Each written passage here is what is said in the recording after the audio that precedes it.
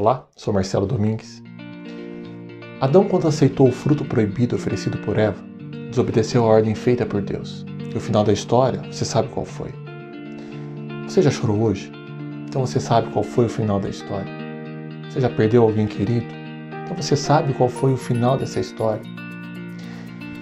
Imagine se Adão tivesse resistido, se ele tivesse falado não para Eva. Às vezes eu me pergunto sobre essa possibilidade e entendo que a mudança está no que sobrou do jardim do Éden em nós. A saudade do que não chegou a acontecer me incomoda. Parece contraditório, mas esse é o sentimento que retrata uma possibilidade que era para ter acontecido e por omissão não aconteceu. Às vezes temos uma ansiedade que não sabemos o motivo e essa ansiedade acaba gerando uma frustração que não sabemos a origem. E assim nos vemos deprimidos sem sabermos o porquê. Isso pode ser saudade do que não aconteceu. É que fomos feitos e programados para vivermos no jardim do Éden. Isso de forma espiritual talvez explique muitas depressões e angústias que não sabemos a causa. De um ponto de vista poético, espiritualmente falando, é como se tivéssemos a consciência que estamos aqui só de passagem.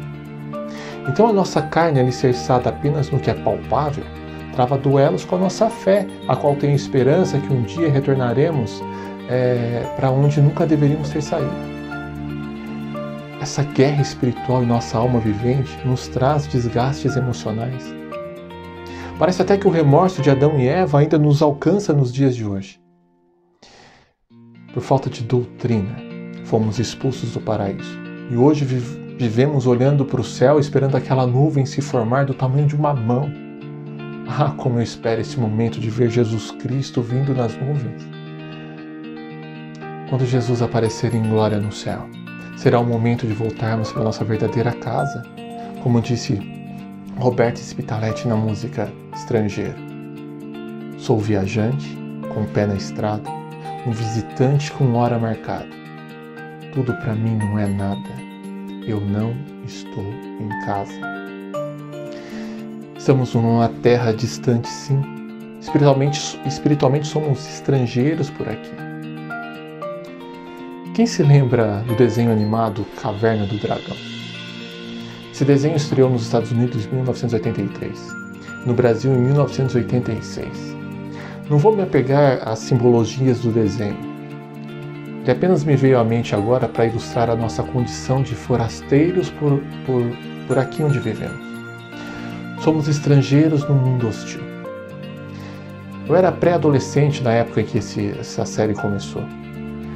A trama envolvia 6 adolescentes que, após embarcarem em uma montanha-russa em um parque de diversões, foram transportados para um mundo cheio de perigos diabólicos. E eles ficaram 3 temporadas, 27 capítulos lutando desesperadamente para voltarem para casa. E em cada episódio havia torcida para que eles conseguissem retornar. Mas sempre uma cilada do vilão vingador os impossibilitava de conseguir. O mestre dos magos, que era uma espécie de mentor espiritual daqueles jovens, mais parecia um falso profeta, porque com seus enigmas de difícil interpretação os conduzia para todos os lugares, menos para a saída daquele mundo horripilante.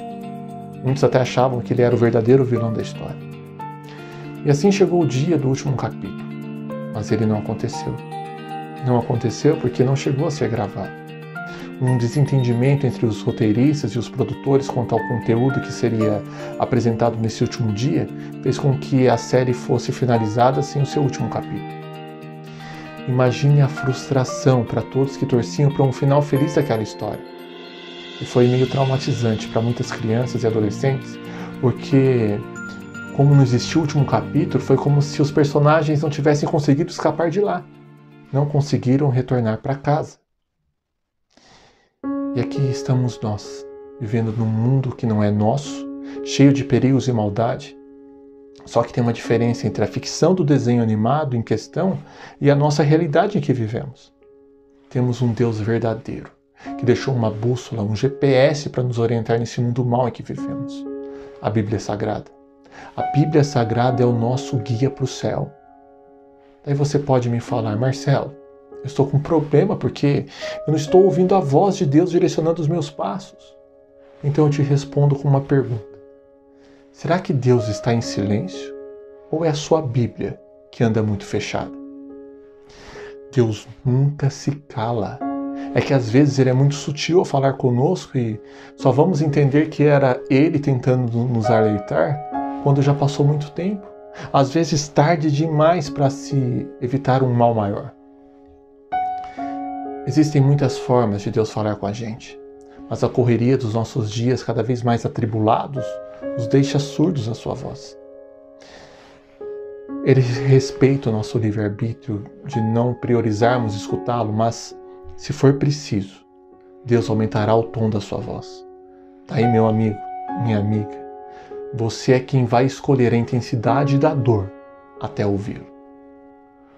Todos chegamos até Ele em algum momento, pelo amor, pela saudade, pela dor. Que você não precise sofrer para entender seus erros. Deus te ama, acredite nisso. Ele não quer te perder. Então, deixa Jesus agir. Logo voltaremos para casa.